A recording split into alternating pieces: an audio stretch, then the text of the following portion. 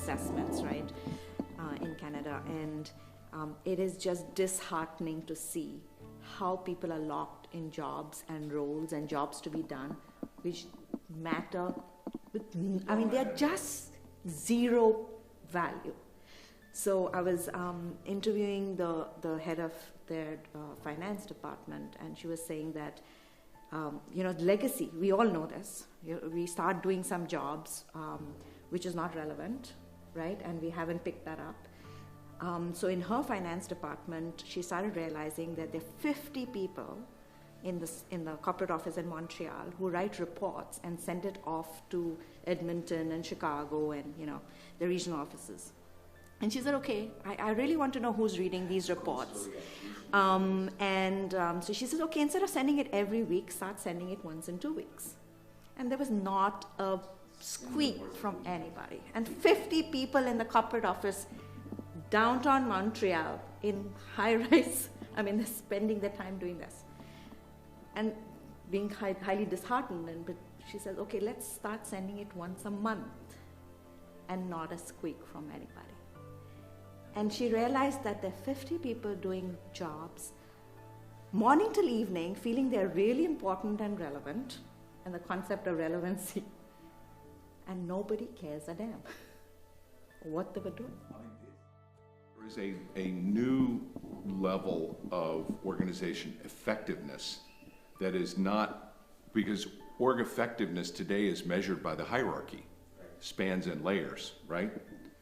And when we look at organization effectiveness through the lens of value, there is another wave of productivity that is possible for this exact story.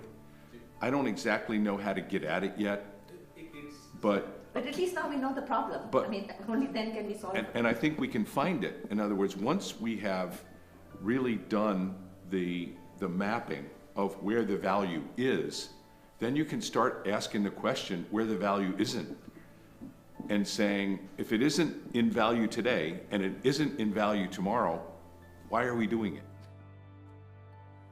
And to your point about how do you create the new organization effectiveness, like what spans and layers 2.0, right? So if you remember, Sandy, the work we did together about 6 months to a year ago in one of our clients, not the traditional spans and layers, Shefali. So we looked at, hey, we think a director is like a $400,000, $500,000 resource in this organization. A director should be directing something. Not a difficult thing to think about. So let's just count the number of layers of management. How many directors have more than 5 layers of management above them?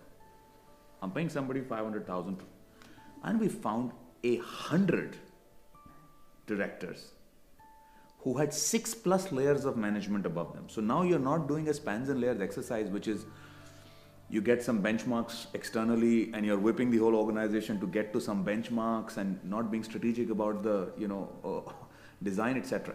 You can bring the human aspect into it and saying, why do 100 directors have 6 layers of management above them? I had one of those 100 who had 9 layers of management above him. So I think there is a shaping for cost piece and all that, but there's a shaping for the human piece. Yeah.